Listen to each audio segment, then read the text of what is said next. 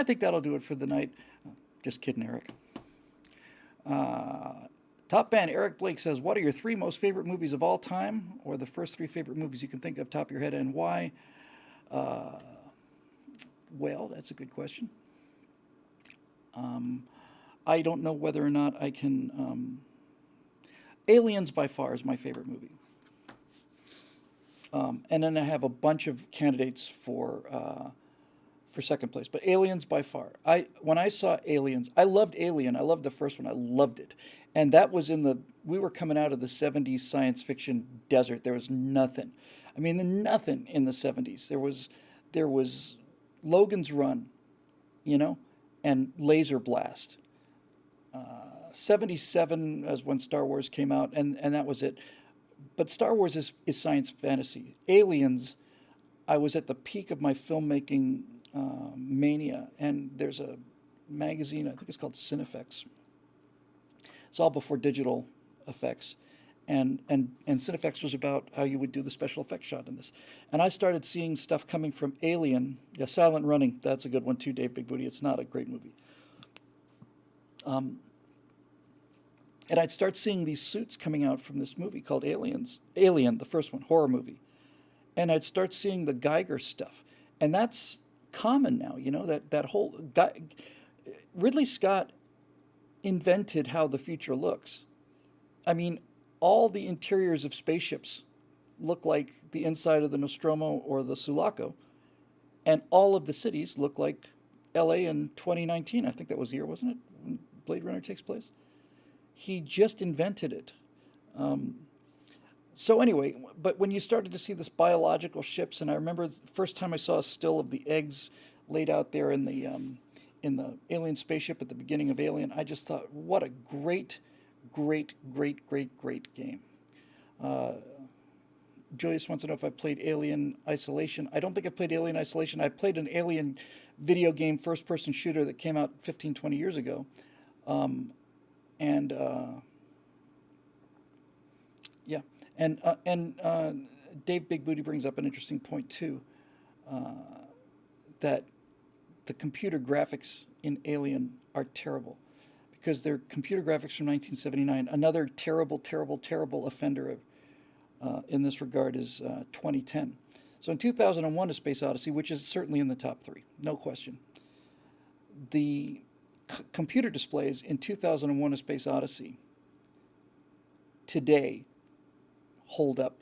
They're just brilliant. They look like the future still. They are so beautifully organized and so clean and so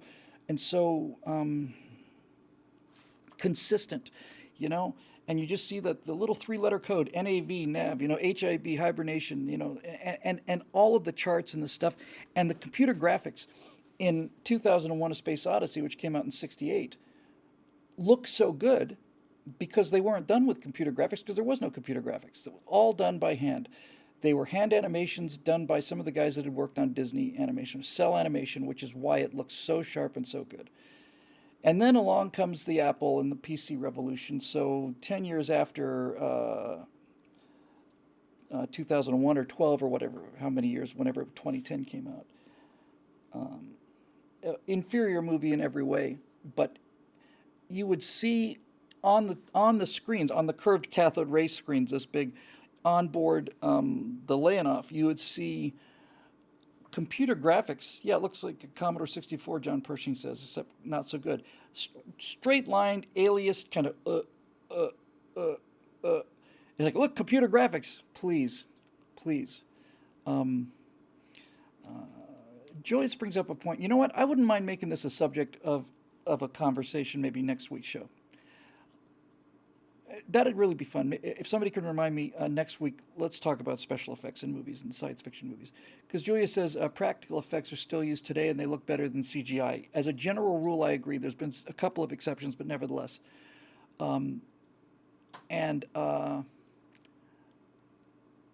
would really like to talk about special effects.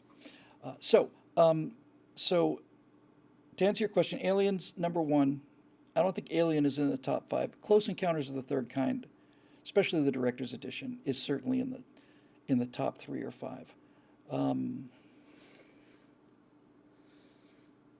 what do you think? The Greatest Showman is in my top five. I loved it. Loved it, loved it, loved it, loved it, loved it. Um, hmm.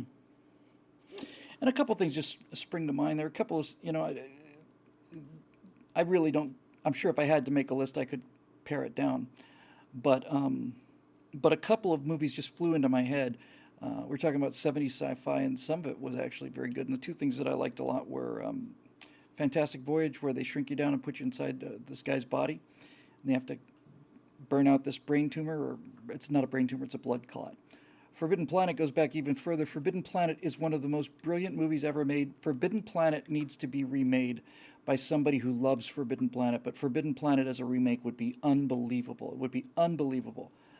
Um, uh, but I liked Fantastic Voyage, and I liked Andromeda Strain. The original Andromeda Strain is a frickin' tight, tight, tight, tight movie. That movie scared me badly. And well, I also liked the movie called The Omega Man very much. It was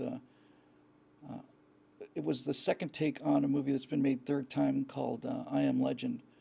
It was Vincent Price, and then it was Charlton Heston, and then it was Will Smith. But Omega Man is Heston at his best, and it was really kind of the first. I don't know if it preceded Night of the Living Dead, but it was really kind of the first zombie movie where you've got a guy who's armed to the teeth, and all he does is just go around just gunning down bad guys, and he ends up hunting them in the daytime because they come out at night. Their eyes are real sensitive, and the thing in the movie in Omega Man that they never got to, but the whole point of this was that he was, in fact, the devil to these post-apocalyptic people. He was the person that came and murdered them in their sleep. But Heston, look, Chuck Heston is a. You go into Chuck Heston movies the way you would go into a circus or something, or Cirque du Soleil or something. You know that you're going to get something that is not pitched at normal levels of drama. Chuck Heston is a magnificent actor, but he's also a terrible actor. I don't know how to describe it other than that. Heston does his own thing, and no one else can do it. And when he's doing it, I buy it. But when you look at it dispassionately, it's just terrible. But so Heston plays this guy who developed a serum against this thing, and as a biological war weapon, and turned everybody into these kind of zombies.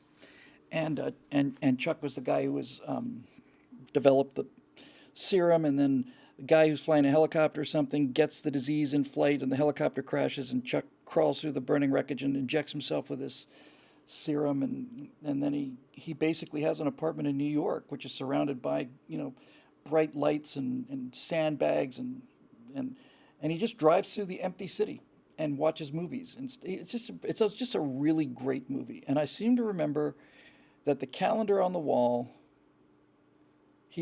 his car, something happens to his car, so he decides he's just going to get a new car because he just walks into a car dealership, finds the keys, and he looks up at the calendar, and I want to say that the end of the world was, I'm pretty sure it was March something 1975.